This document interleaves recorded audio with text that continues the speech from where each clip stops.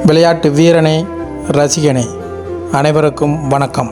12வது வாரமாக தொடர்ந்து இந்த ஒருநாள் கிரிக்கெட் போட்டியானது நடத்தப்பட்டு வருகிறது. இதில் ஒவ்வொரு வாரமும் பல்வேறு ஊர்களைச் சேர்ந்த 8 அணிகள் கலந்து கொள்கின்றன. பங்கேற்கும் அணிகள் போட்டியில் கலந்து கொண்டு ஒரு வெற்றியை பதிவு செய்தாலே அவர்களுக்கு கோப்பை வழங்கப்படுகிறது. மொத்தம் 4 கோப்பைகள் வழங்குகின்றோம். இந்த போட்டியானது இளைஞர்களை தீய வழியில் செல்லாமல் இருப்பதற்கும் இளைஞர்களிடையே ஒற்றுமையை பலப்படுத்துவதற்குமாக நடத்தப்பட்டு வருகிறது.